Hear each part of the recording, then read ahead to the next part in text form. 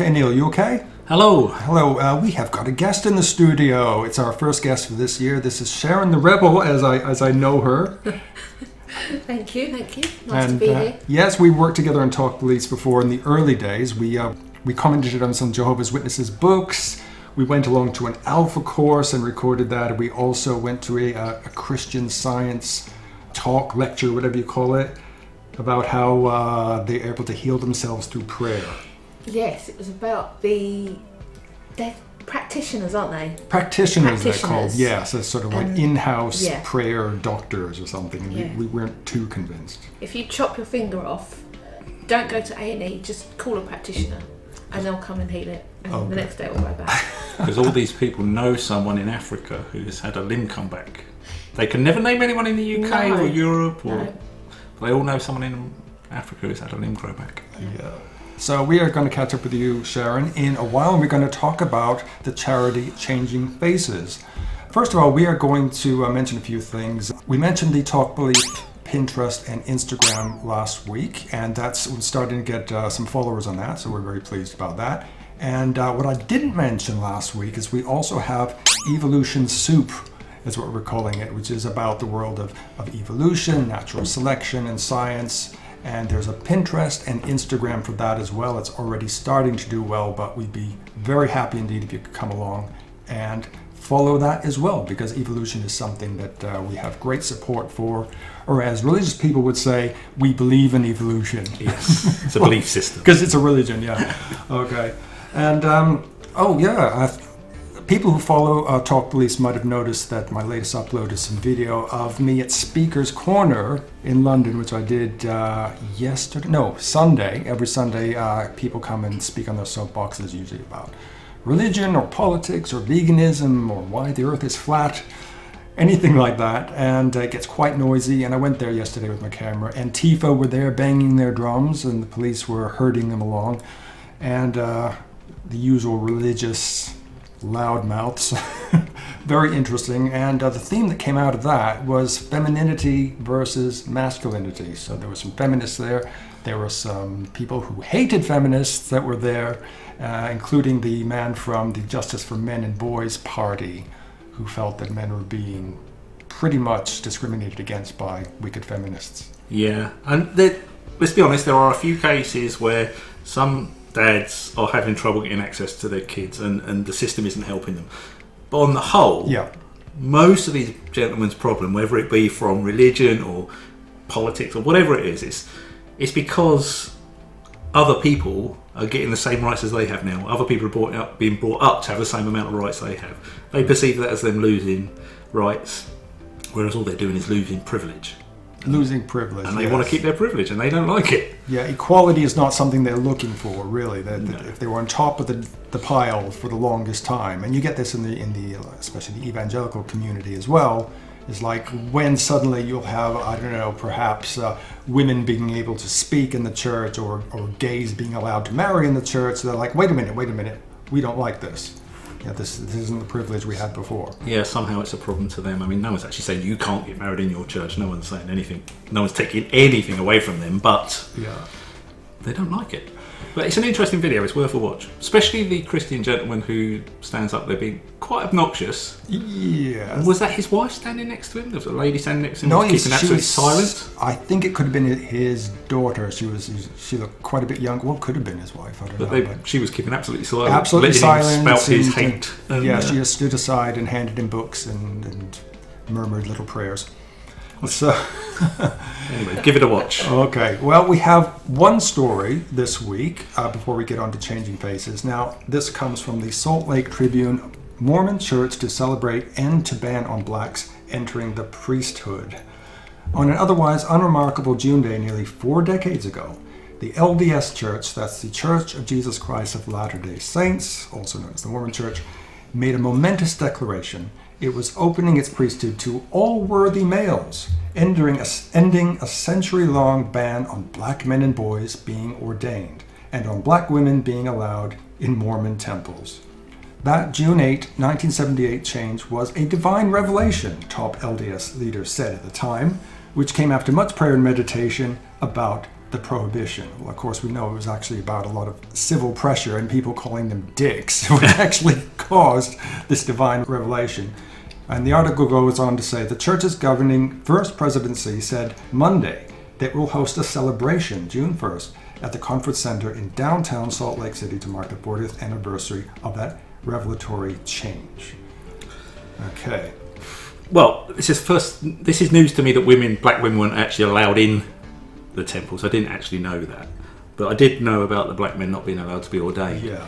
It comes down to the founders, Joseph Smith, thinking they were lesser human beings. Am I right? I think it either Joseph Smith who started it all, although the man who took over the Mormon church was Brigham Young, and I think it might have started with him. Viewers might want to correct us on that. But in any case, it goes back to have you heard of the curse of Cain in the Bible? So Adam and Eve had Cain and Abel, the two children, and Cain was very sinful and very naughty, and God cursed him by giving him dark skin, or something like that. And he gave him a mark. Or a mark. They're relating that to dark skin, aren't they? Yes. And so the Mormon church, in their wisdom, decided that that's what black people are, and people who just aren't white in general. But if this rule stemmed from their prophet in the first place, it seems very strange that during the middle of the social attitudes changing, that all of a sudden they receive a revelation. That happens quite a bit, Neil. Oh, does it? Oh. Yes.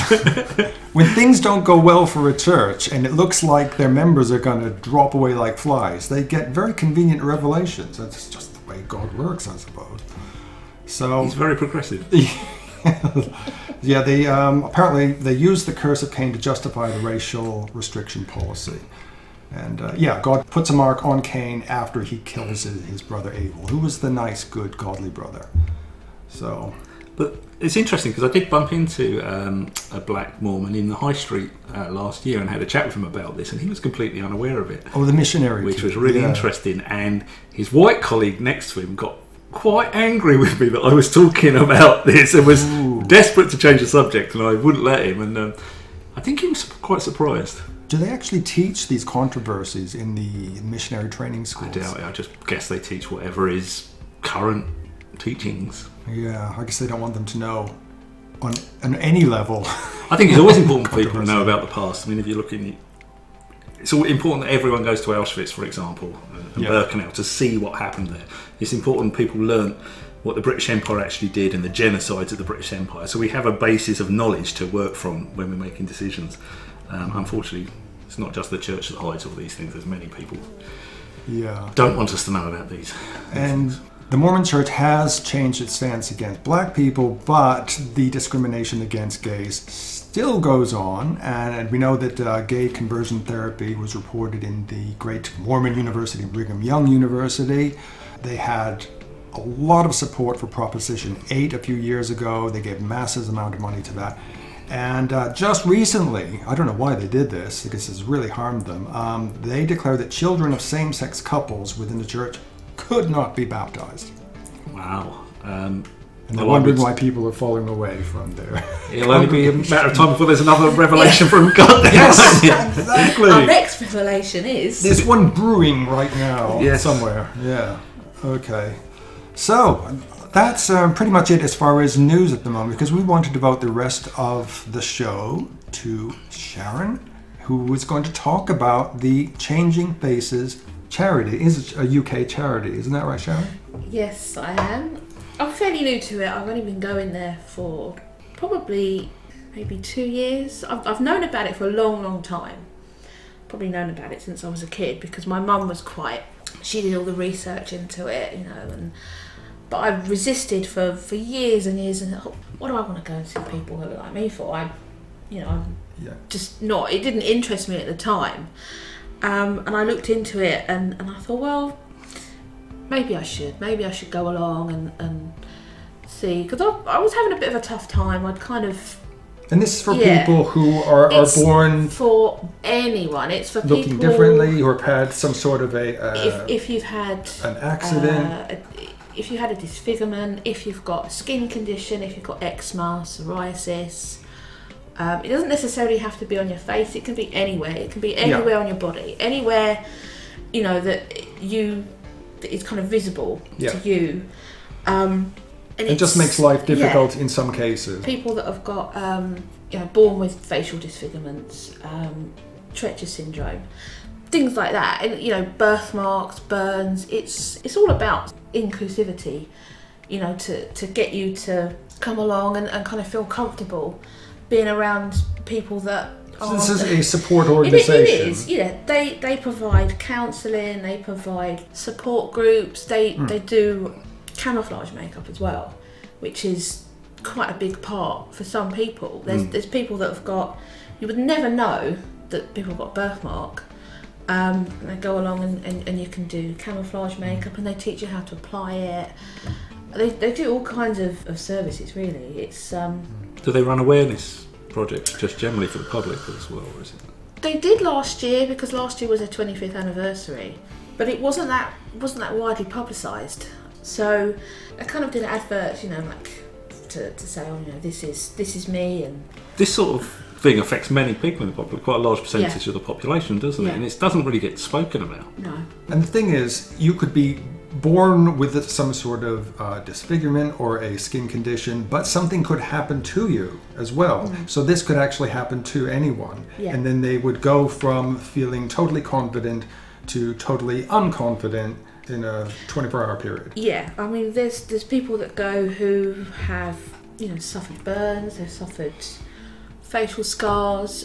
For example, if you've lost an eye or something, and your life has gone from, you're born and you're normal, and then you've gone through this horrific event, and it's not only changed your personality, it's changed you physically. And how do you deal with that? How do you go from having a relative normal appearance and all of a sudden, your life changes overnight? How do you deal with that?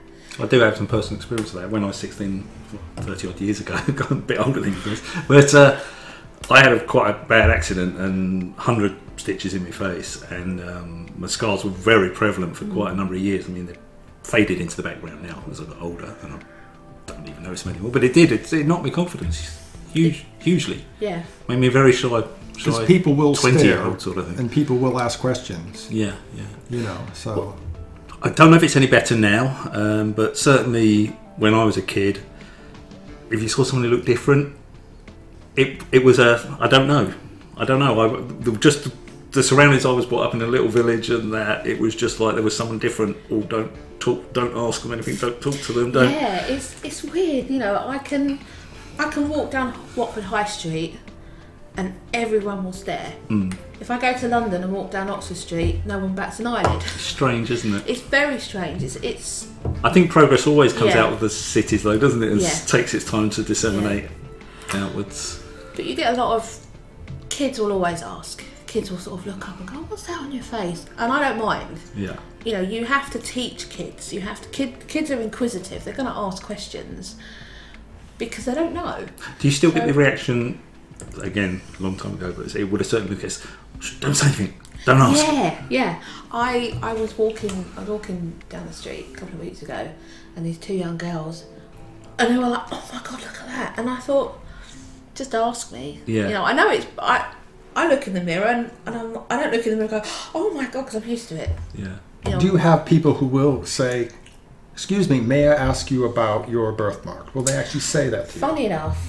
I was on the train last week, and the rule, you get on the underground, no eye contact, no one talks to anyone.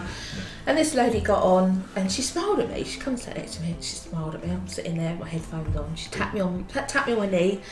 She said, "Oh, I've just got to say, you're so brave. Oh my God, you're so brave. You're amazing. Girl power, high five." And I thought, quite bold of her to actually approach me, and especially on the underground. Do you like when people say that, or is it like I actually? Sorry, should I be hiding at home? Is that what you mean? Yeah. The worst thing that people could ever say to me is when they say, "Oh, if I looked like you, I'd never leave the house." That's not happened, has it? And people. Oh, I've had people say that to me. "Oh, if I looked like you, I'd never leave the house." I think. Why would they do that? Right. Okay. So, all right. Yeah, how do you interpret that? Yeah. And I just like, oh, whatever, it's your life. Yeah. I'm too busy getting on with mine. Growing up, I had people say to me, "Oh, you must have been cursed by God." Really? Yeah. Oh, you must have done something really bad in your People said that to you? People have said, people in the said street. to me in the street, "Oh, you must have been cursed by God. Oh, you must have done something." And they're deadly serious. Which helped you a great deal, of course. Oh yeah, it's what were really they thinking? good self-esteem. I know, it's not... People genuinely believe that. People genuinely believe that, if you've done something wrong in your previous life, God is punishing you in this one. And they'll punish you in any way. And there's this whole weird woo-woo thinking as well, like your previous incarnation must have been, in an accident or a fire or something like that. Yeah. And this is and apparently God thinks this is a good thing. Yeah. God is going to punish you for your sins in your previous life and in this life. So He's going to curse you with a birthmark or curse you with, disability or whatever. I can't understand that thinking. It's just... I guess they can't step back and think about what they're saying, because if they did, they would realise how horrible it is. I don't think they realise the implications of it, of what it actually means for someone to say to you, "Oh, you've been cursed by God." So you just say to them, so in a previous life you were a dick. Yeah. I can't. And it's manifesting now. It is funny though, because that's obviously people's natural biases coming out, because there's no teachings in the Bible that you have a previous life. Is there? No, not at all. It's their personal biases coming out, and they're mixing it up with whatever their God story is. Yeah, and then you get the people that say to you, "Oh, I can find a cure for you. I can find a cure. We can go away and I can pray for a cure for you, or I can find this cure from Africa for you." And plenty of evidence of that, I'm sure. Okay, it's you take it with a pinch of salt. Do you find that in some ways it's strengthened you as a person? I think it's shaped how I view the world. Yeah. Definitely, and how I view other people. You can always tell people's reactions. Yeah. I mean, it's human nature, isn't it? The first thing you see when you see someone, usually you see their face first. You do. And it's a natural reaction to kind of, we are actually evolutionary triggered to notice something out of the ordinary. Yeah. So it does, but it's the reaction after that, isn't it? Yeah. There is actually a test on the Changing Faces website. So this is the face equality test.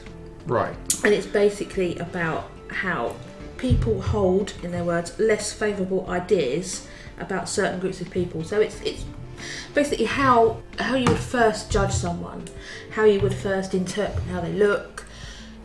Would you favour them? Would you not? It's all about bias. It's all about how we deal with people's appearances when we first see them. Right. And it says on the website, when Changing Faces first launched the Face Equality campaign in 2008, tests showed that 92% of people held unconscious biases against people who had disfigurements. That's a high number. The thing is, because you don't actually realise that you have this bias. That's the thing. You do the test, and it's not until after you think, oh, actually, maybe. And there's also this thing which I think they were talking about on their Instagram or Twitter, where they said you'll watch a movie and the bad guy will have a scar or end up with a scar, and because they equate disfigurement with evil or something like that. Like Blofeld. In Bond. Yeah. Well, the good news is though, they reran the test last year for test for Face Equality Day in 2017, and they found that the biases have reduced to 66% of people. That's good. Last year, so there is progress. And if anyone wants to take the test themselves, they can head to changingfaces.org.uk and search "Take the Face Equality Test," and they will find it. Interesting, because the first way to change attitudes is to become aware that you have a bias in the first place. Precisely. Which is definitely a good thing. And if anyone would like to know more about Changing Faces, I will put all the links in the description below, but it's changingfaces.org.uk. There are other charities that deal with this subject. I don't know if there is an equivalent in America. We have a lot of American listeners, so I'm assuming that there is. But even if not, I think Changing Faces.org.uk would still be a good resource for anyone internationally who want to go there. There's also an Instagram, Changing Faces UK, And also, we have a couple of hashtags. There's the hashtag Proud to Be Me and hashtag Face Equality Day. So, and that's something that's coming up on 23rd of May 2018. Changing Faces will launch its second Face Equality Day. And as part of this, they're launching the self-portrait competition. They'll be displaying entries across their Instagram page. So if you have an account, then please use hashtag Proud to Be Me. Yeah, and although the charity obviously does a lot of its groundwork in the UK, especially helping people with makeup and stuff for covering, there's a lot of resources on the website that anyone around the world can gain access to, whether it be for employers, teachers, all sorts. Yeah, just go along to the website and there's plenty of resources there. There's media, you can contact them, you can see if there is a support group in your area. And I think it's a wonderful organization. It is a charity, and I wish it all the best. It seems to be growing and helping a lot of people. It does. I've made some really good friends through it. Yeah. You meet up with a few of the people quite often, don't you? Yeah. We meet up. We have a support group every 2 months, and we meet up in London. Cool.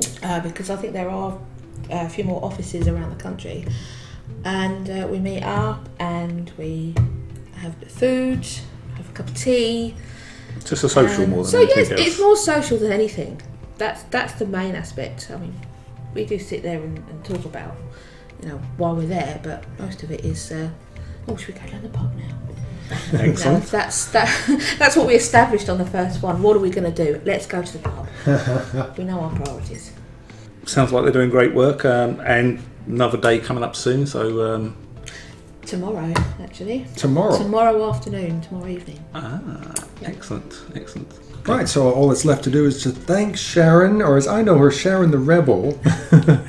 Okay, so Sharon, we'll also put your contact details if anyone would like to chat to you in the description below. And so all that's left to say is thank you so much, Sharon, for coming on the show. Thank you. It's an absolute pleasure to be here. It's been great to have someone in the studio to help us out. Yes, the first of 2018, and there'll be many, many more guests.